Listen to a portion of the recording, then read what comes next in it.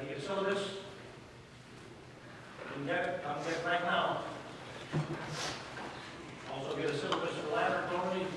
If you are registered, go registered for laboratory. Come get it right now.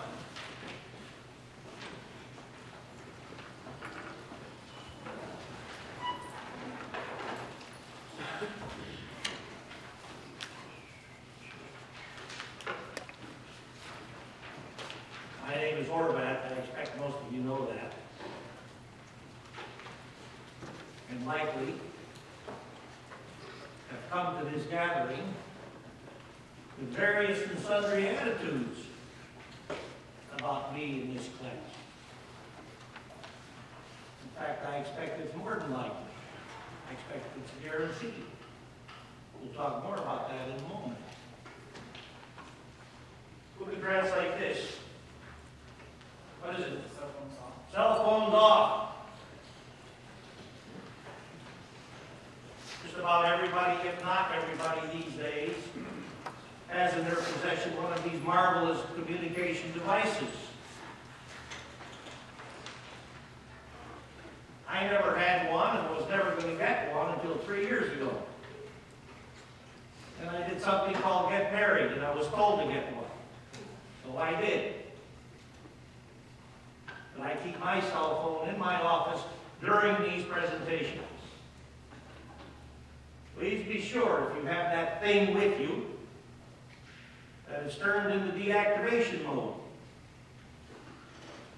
Because if you don't do that, and it rings during this presentation, I have a special deactivation device for cell phones in the back room called a sledgehammer. It works. Never once after I've applied this device has a cell phone rung, ringed again. Now then, first, for those of you in 46 Laboratory, a couple of comments on the syllabus. For 46 Laboratory.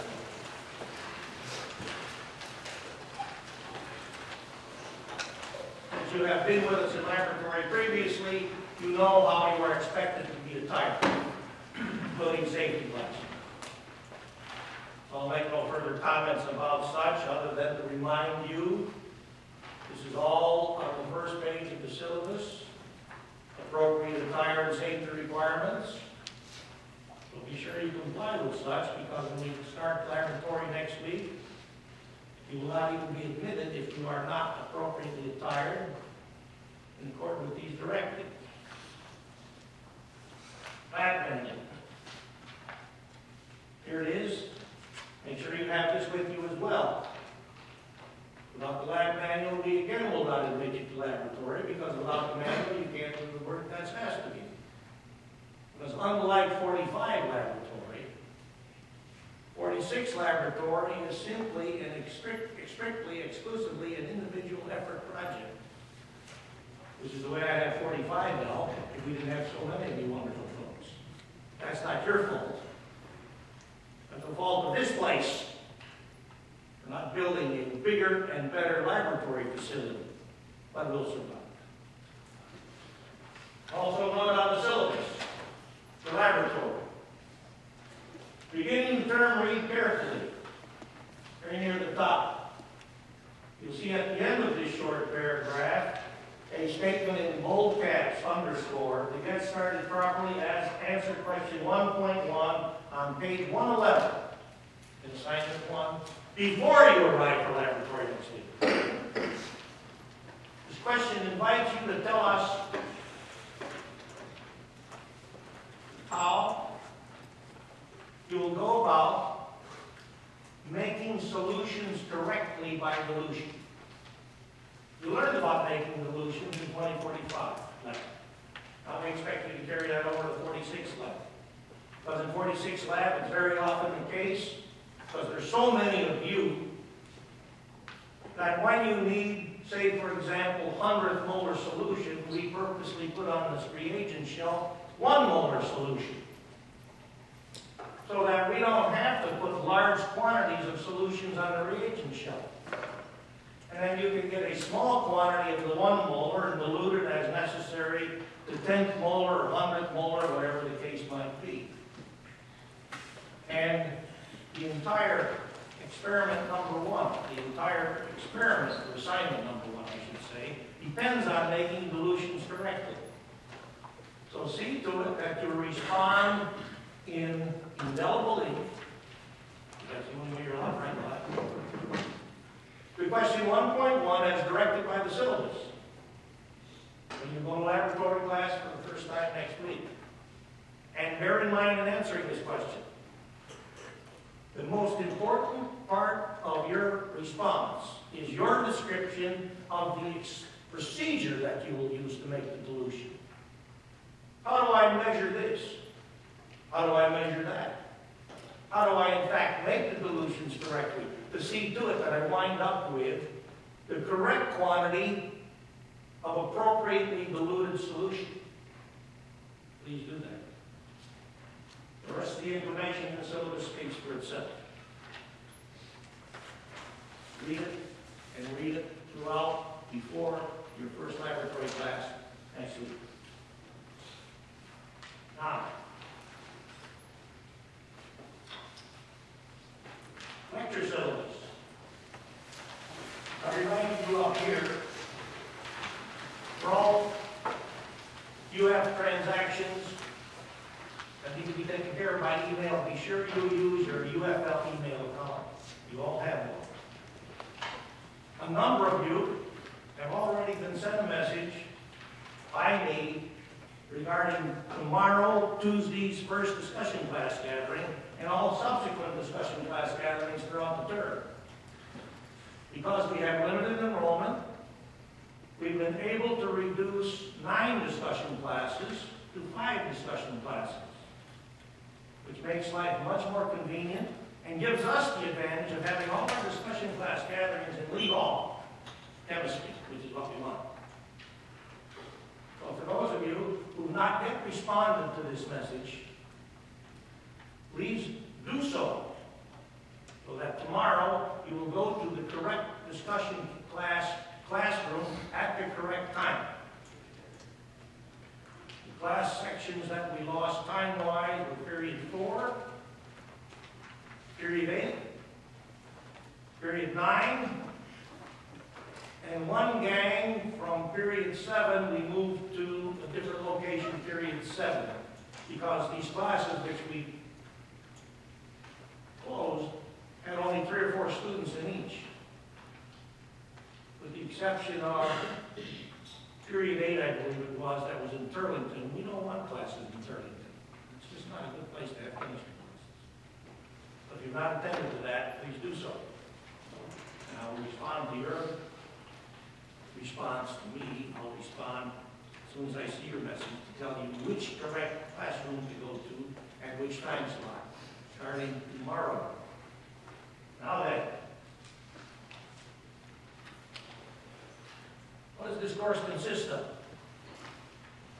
This course consists of what we do in this class gathering, including discussion class.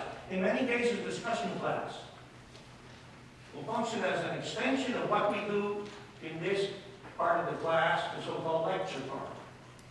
So it's imperative that you are with us for all classes. Imperative.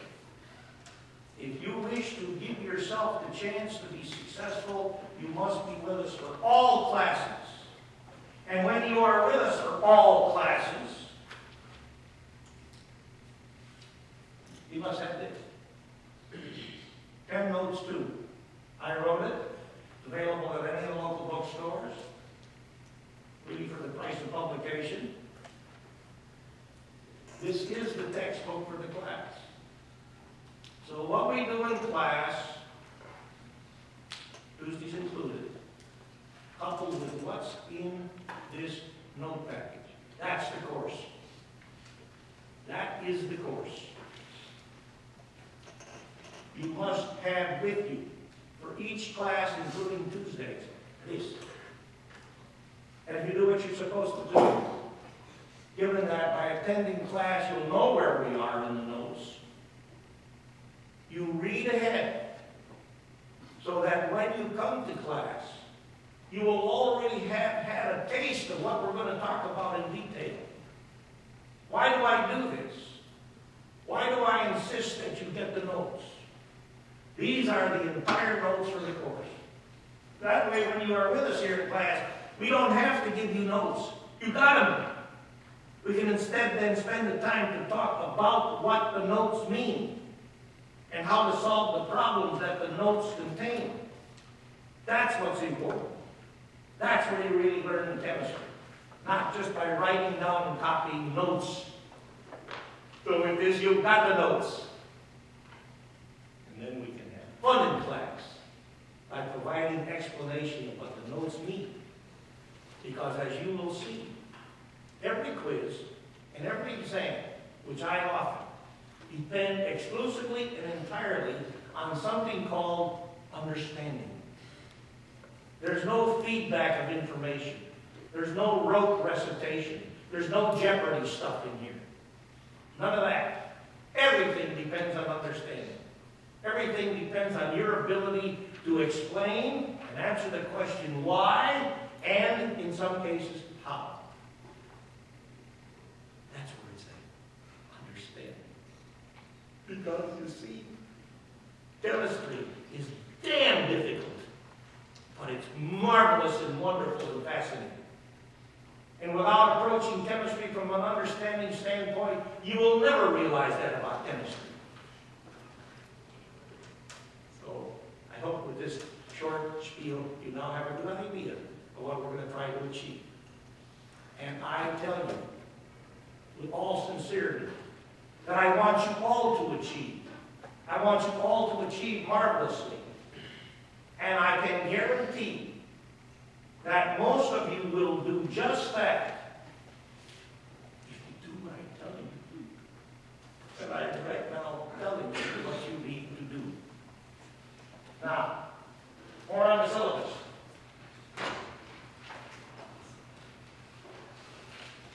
Course schedule, that's tentative. Where we are is where we are. If I decide by way of lecture, I can get through some stuff in a shorter fashion than would be indicated by the outline on the syllabus, so be it. If I decide we need to spend more time, so be it. If you're with us in class, you know where we are, and that's what counts. If for any reason you miss class, because I know that sometimes we do have illnesses and accidents and things like that, it's your responsibility to find out what took place in class and get at it.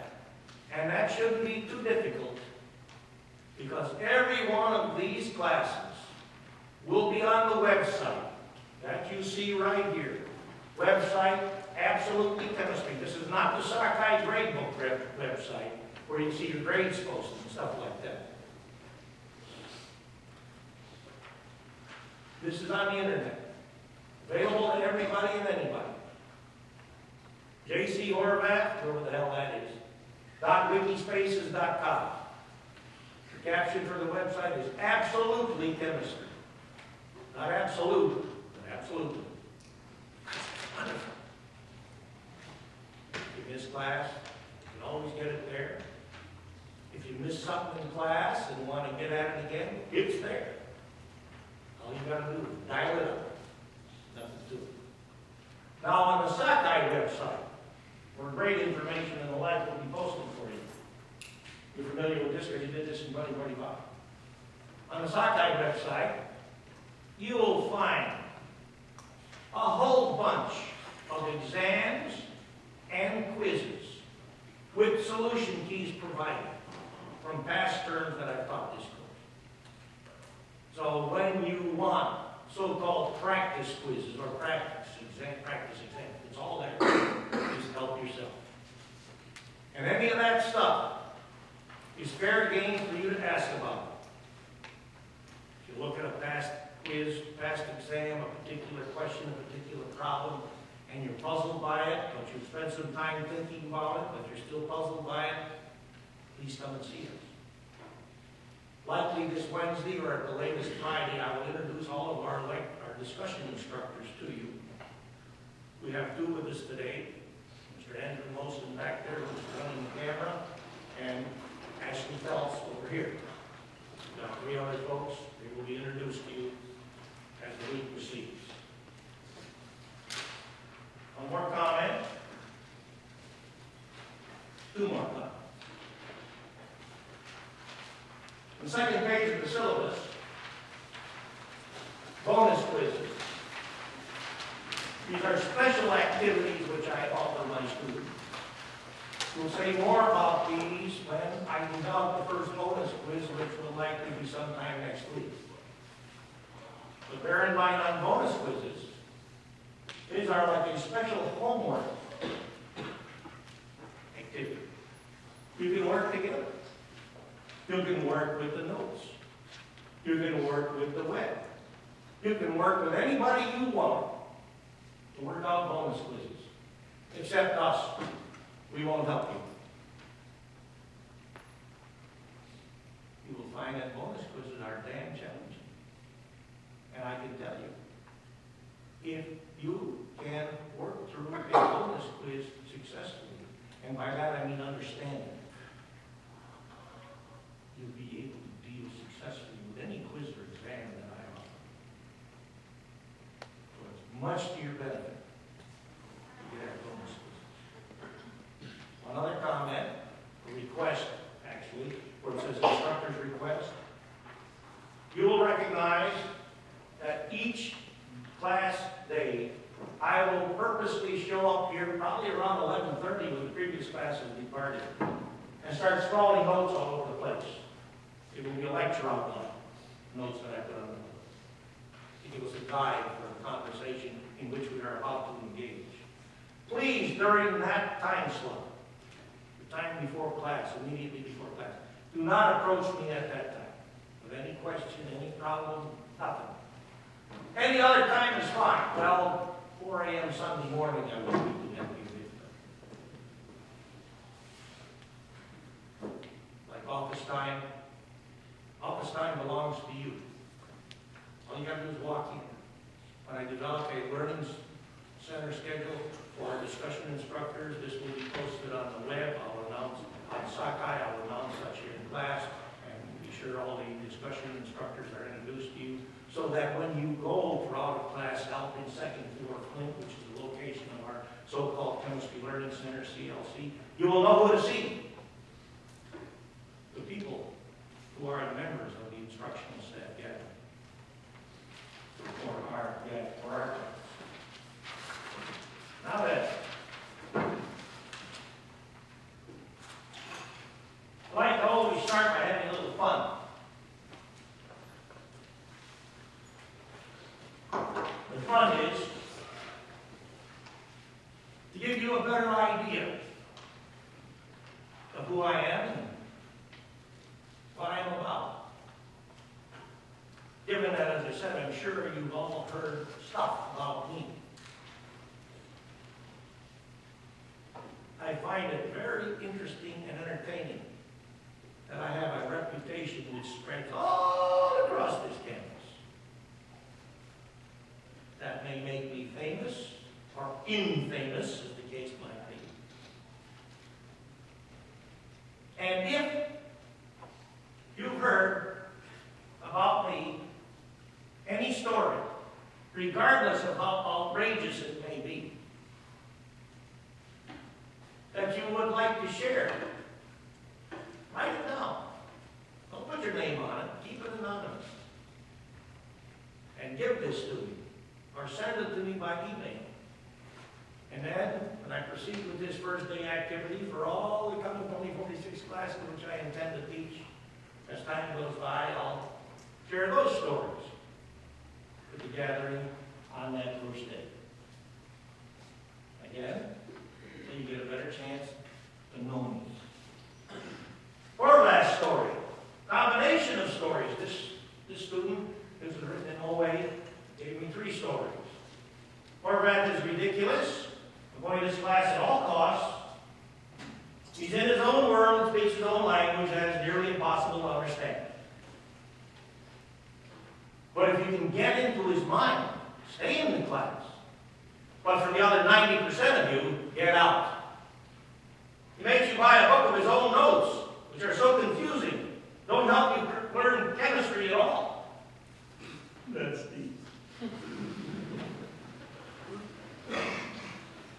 If you're looking for an easy A, you're not going to get it. But if you really want to learn this stuff, take his class. He knows his stuff. He's a genius, and his lectures are great. You'll see that there are theses here and antitheses, antithesis. Will teach me everything I need to know. There ain't nobody in the universe who's that good. But I will tell you this. The best teacher you have by far is, guess who? It's you. You do it. And I'll also tell you this. Learning can well take place without teaching. But what if what I do in this class does not provide you with greater insight and understanding of chemistry, then I don't know what the hell I'm doing, but teaching is not. So I will make every effort to provide you with the ability to look at the stuff which we consider in penetrating fashion, so that you will understand it, so that you will have to think about it, because you cannot understand without thinking. And if these things are achieved, then it's likely the case you'll develop a flavor for more, a desire to get more of this wonderful stuff. That's great. I heard that no one can pass your class. Well, to that I read some statistics. 46 spring 09, 504 students started this class. I ran 2 of them that term. 83.5% finished, 421 finished. When I count grade statistics, I do not pay attention to students who have left the class by withdrawal or drop. I have no knowledge at all of what the reasons were for having left, nor do I bother to find out. My concern is with the folks who stay with us, and I hope you all stay with us the whole duration. 504 started, 421 finished. 121 A's. 29%. If I add up the B's, the B pluses, and the A's, I get to 60%, 253 students. If I include the C's and the C pluses, that's 370, 88%. So only 12% of those who finished the course made a grade smaller than C. 46 F11. 231 started, 176 finished, that's 76.2%. 38s, 17%. A's down to C's, 82%. 46, SP 12, a year ago. 147 started, 133 finished. 90.5%, 120 students made C or better. 41 made A's. That's 30.8%. I am very happy and proud to announce to you folks and anybody that I've now taught this class probably 40 times at least. And every time except twice, only 2 times out of that 40 or more, the most common grade that I have written on the registrar's scorecard is A. Nothing makes me happier than to write down a bunch of A's, because I know these are real A's. A's that mean you learned a lot. So since this makes me happy, damn it, I command you to make me happy. Because in so doing, you make yourself happy. And that's really what we want. I heard if you survive the painstaking torture of this class, you are prepared for the hell of medical school. Look up evil in a dictionary. See Horvath. Before I did the first class, people told me Horvath was tough, rude, and a big jerk. One girl told me that he took a copy of the book she had just bought and threw it across the room. That's a lie, because I kicked it across the room. I'm telling you, there is no general chemistry textbook of which I am aware that's worth its weight of being used in this class. They just don't have the stuff in it that should be contained, and the stuff that they do have contained is oftentimes discussed and presented incorrectly. And this book costs you how much? $130, $160 these days? I don't know what. But it's not getting in this classroom. It's not going to be used by us. In any case, the student on to write. After I kicked the book across the room, I got a little scared. I thought to myself, though, as long as I do the work and understand it, I should be fine. And upon attending the first class, I began to see Horvath as a hilarious and unique professor. Honestly, I couldn't understand why they said what they said. I started being very optimistic about the situation and believing that I can do it. He is Satan himself. According to my sources, I've heard that Horvath hates all pre-professional students. But despite that fact, he prepares them very well for graduate school. From what I've seen, he's a pretty cool guy. And I will tell you that I've had the pleasure of writing many, many, many letters of recommendation for past students of mine. Like you will be at the end of this term. At that time, you'll be a past student. Who have told me they got into medical school because of what I put them through. I've had students approach me and tell me with all honesty and sincerity, during the term, you, to me, were a rotten son of a bitch. I never had to work so hard in my life. But when I got to the next course, like organic, and saw how well prepared I was, and saw and recognized how well I was doing, I said, that was good. And that's what I want. It's chemistry that I want you to get. I heard you eat the souls of little children. I've heard that Horvath's tests are impossible, and that he's a really tough teacher, and hard work in producing me. You're dead right. Before meeting Horvath, I was under the impression he was some raving lunatic. Spent most of his time trying to correct everything about chemistry he felt was wrong, and that was pretty much everything. I thought he was out to make sure as many people as possible failed this class. And he took great pleasure in counting the number of F's. We use E's. Now, I heard many stories about you, except that you're a very difficult teacher. However, my impression of you during the first class was that you were a crazy version of Willy Wonka, except in love with chemistry instead of candy bars. Have you thought about moonlighting as an actor? A great deal of what I do is acting.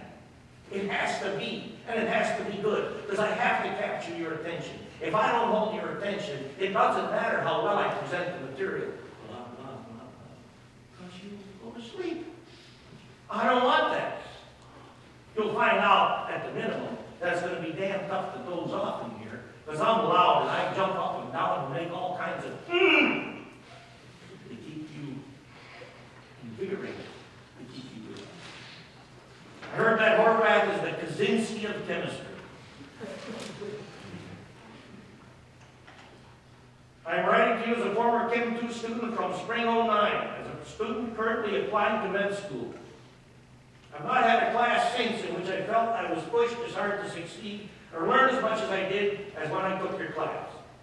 In high school, I had one specific teacher who stood out to me during my 4 years as the most influential person, and she also happened to be my chemistry teacher. As far as my college career, I'll never forget the influence you had on me and my attitude toward classes and overall success in general. I know that you have extremely large classes and hundreds of students come through each semester, but as one student who came into your section slightly terrified of the Horvath reputation, I just wanted to express that your expectations for students push me to succeed in a way I have never done before.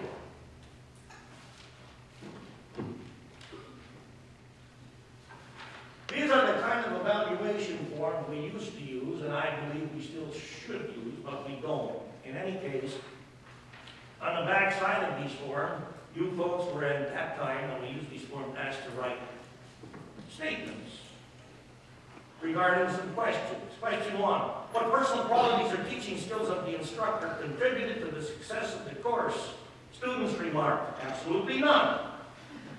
He's enthusiastic about chemistry, but that only serves to make me feel more like an idiot. Do any qualities or teaching practice of the instructor hinder the success of the course? Student writes, where do I start? He talks down to the class. He has tantrums in almost every class about chemistry book authors. His tests make you feel like a failure. His bonus quizzes aren't even on 2046, but on chemistry 2210. He is out to get me. What is your opinion of this course, including printed materials? No one can understand his notes, so you're forced to go to tutoring zone. He scares you away from going to his office hours because he expects too much. Don't love me. Any other comments? I've not given a professor a bad rating yet, but this man is evil. Stay very far away unless you want to chew off all your nails at night and cry yourself to sleep. Synopsis 2010. You're going to have more rat. Oh, no, I can't say that word. I can, but I'm not supposed to. That was verbatim when I heard from two people talking about this class. 2 people. But the student goes on to say, so honestly, I'm pretty afraid of you, Dr. H, and I might curse you with black magic at 3 a.m. because I'm unprepared for a test. Well, if you're unprepared, is that my fault? I don't think so, but I'll carry on. But I will work as hard as possible to achieve the impossible A, and someday when I am a professor, I hope to be like you. Remember that, because no one will ever hear me sing again. And now the last one. Again, comments from the backside of one of these previously used eval sheets. Personal qualities or teaching skills of the instructor. He knows this stuff better than anyone else on the planet. Qualities or teaching practices of the instructor that hinder the success of the course. He does not realize that we do not know the material as well as him, so he teaches much far above our level. I'm reading this word for word. So he teaches much far above our level. What is your opinion of this course, including written materials? It's the hardest class I've ever taken. I study well over 10 hours per week and seek outside tutoring assistance, and still I perform poorly.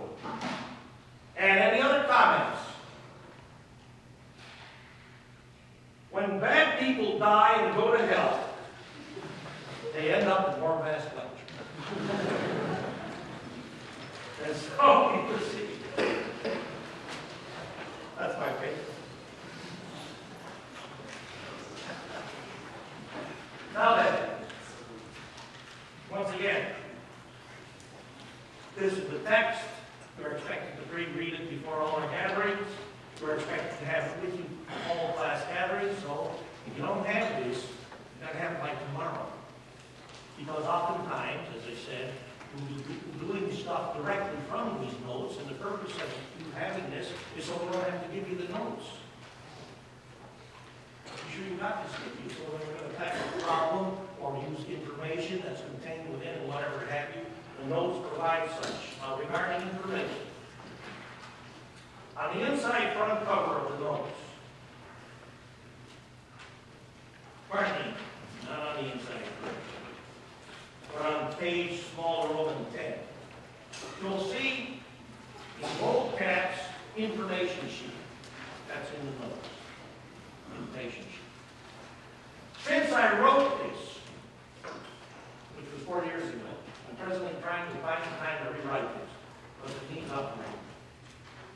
I have developed a new information sheet, one which contains a lot more information, which we use regularly in this class. Take that by 14. It's two-sided. This sheet is available for you on the Sakai website. Go get it. All you got to do is download it. That's it. Front to back. And have this sheet with you at all times. You will see that when we have quizzes and exams, you will receive a copy of this sheet. I do not expect you to memorize this stuff. I expect you, though, to be able to use it. I think some of the 2045 folks have a habit of requiring you to memorize stuff. I don't want that. There's too much stuff here. It's yours. Go get it. Okay. First topic, chapter 17 in the notes on chemical equilibrium. You all have a reasonable understanding of equilibrium? You know the importance of equilibrium. Have you heard that since equilibrium is the most stable thermodynamic state in which a reaction system can exist, It is a state about which we must know and be able to control. For example, if A is to convert to B, and B is very valuable, but the equilibrium condition for A converting to B stops at 50%. That means if I start with a mole of A, and the reaction proceeds, I'll get a half mole of B, 50%. And if I need to make a mole of B,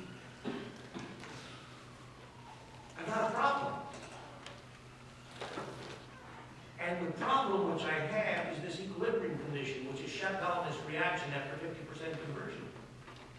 So we have to figure out ways to defeat this equilibrium condition. And the only way we can defeat the equilibrium condition or control the equilibrium condition is to understand it. And so much of what we're going to do this term is about equilibrium. Equilibrium which exists in water solution, which is all what you do in 46 laboratory. That's why we start with equilibrium. So I'm going to show you two flasks. I've sketched a picture of such on the board. I won't win any awards for art, but that's all right. Each flask contains about 200 milliliters of deionized water. I put it here in this bottle. I took the deionized water from the laboratory. Same stuff you folks use. I won't do that with this flask because of the slop factor. Okay? Two flasks. Each same size, each containing the same amount of deionized water. Nothing else within it other than air and water. One flask is stoppered, I just showed it. The other flask is open. I now ask a question. You'll find out that during class I ask questions all the time. And you're always required to respond to these questions. Even if you're responding correctly, that's all right. I accept that because that shows me you're paying attention. You see this box? That's a magic video camera. I record these proceedings. And after class, I review proceedings. And I look to see when I ask questions, who didn't respond? I don't look to see who responded correctly or who responded incorrectly. I look to see who didn't respond. Because those who didn't respond have to pay a penalty. First penalty will be basketball tickets for the Gators. I will collect them from them by force. If you don't respond. In which of these flasks, or both or neither? This flask, both flasks, or neither, this is equilibrium exists. Let's call this the open flask A and the stopper flask B. That's our first question. So 4 possibilities. The equilibrium exists in flask A only. There's the equilibrium. The equilibrium exists in flask B only. The equilibrium exists in both flasks. The equilibrium exists in neither flask.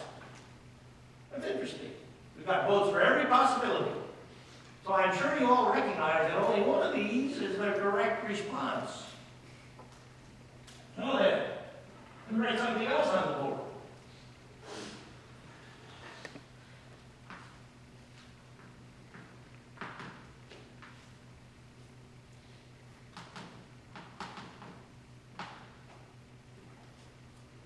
I know you've all heard of this term. The weather folks use this term regularly. Put your hand up if you know what this term means. Okay.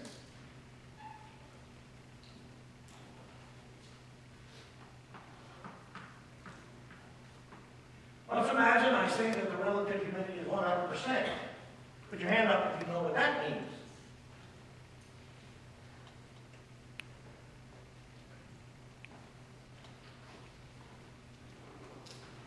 equilibrium correspond to this 100% relative humidity?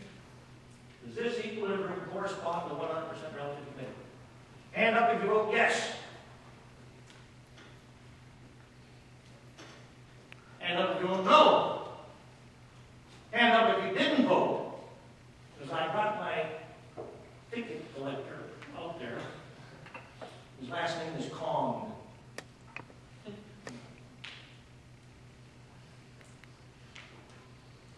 If it was 100% relative humidity in this classroom as we are presently talking, would we be comfortable? Why not?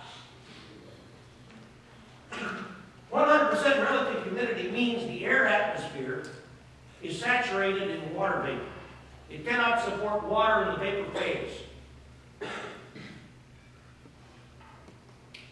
any more than presently at. That corresponds to the highest possible concentration of water in the vapor phase in this air atmosphere.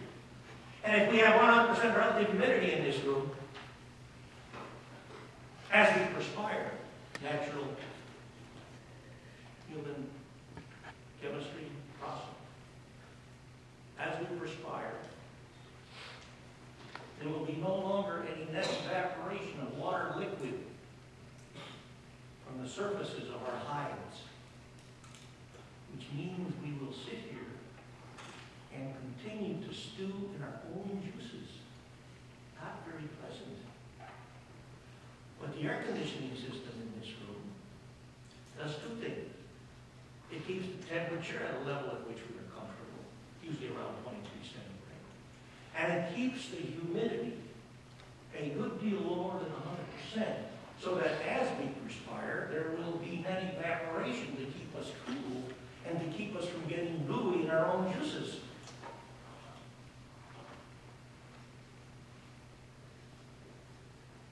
So now I'll ask, can you now recognize why that equilibrium exists in Class B only,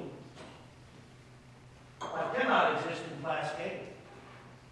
Because in Class A, as water liquid evaporates, since the relative humidity in the room is less than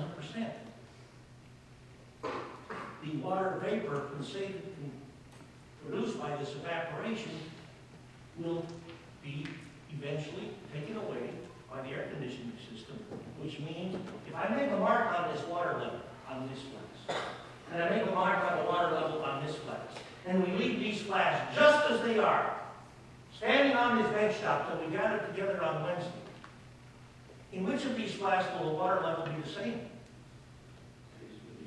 In this flask. Will it be the same in this flask? Will it be higher? Not raining? Lower.